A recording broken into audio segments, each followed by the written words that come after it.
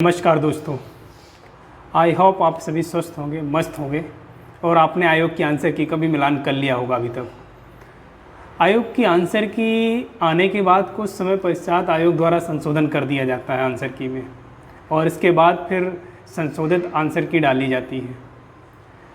देखिए, एक्चुअल में आयोग का इतिहास अगर देखेंगे पिछले 5 से 10 सालों में, तो यही इतिहास रहा है जो अभी तक कंटिन्यू चल रहा है।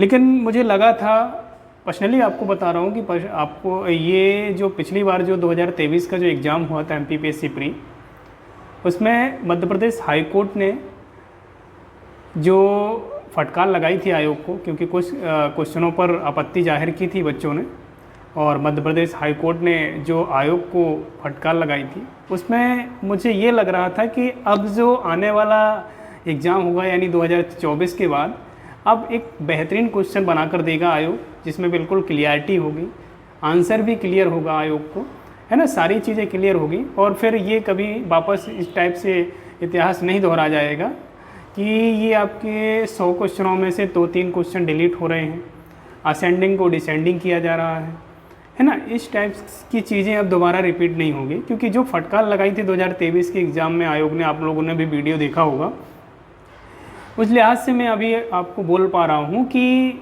फिर से वही जो आयोग है वही चीज़ें रिपीट कर रहा है।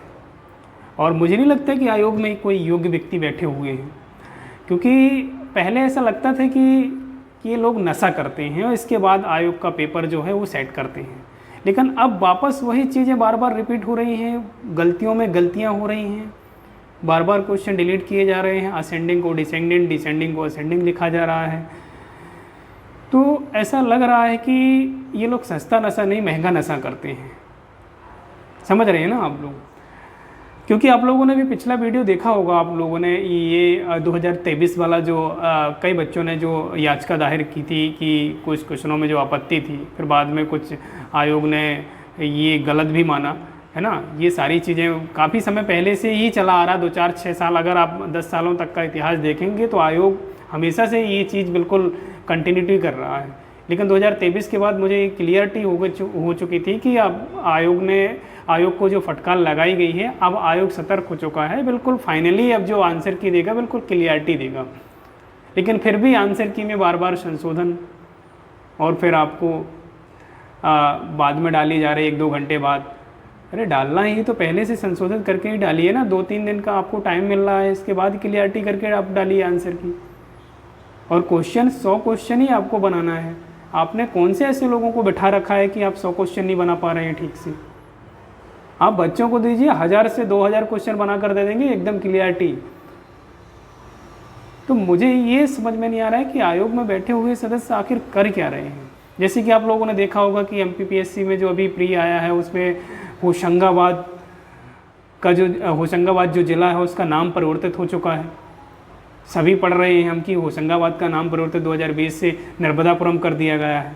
लेकिन आयोग अभी भी जागृत नहीं है, उसको आज भी पता नहीं कि आयोग को बस वही कॉपी पेस्ट किया जा रहा है, वही पुराना क्वेश्चन PYQ का उठाकर रख दिया जा रहा है। नर्मदापुरम सरेआम धज्जियाँ उड़ाई जा रही हैं। कहने का तात्पर्य है कि 2020 से जो नर्मदापुरम होशंगाबाद का नाम है वो नर्मदापुरम हो चुका है। अब आयोग फिर से वापस उसी को रिवाइज कर रहा है, होशंगाबाद लिखे जा रहा है। तो ये आप थोड़ा सा दिमाग पर थोड़ा सा मंथन कीजिए और थोड़ा चेक करिए कि जब शासन ने उसका नाम ही परिवर्तित कर दिया है, तो आयोग इतना बड़ा संवैधानिक संस्थान है आयोग, और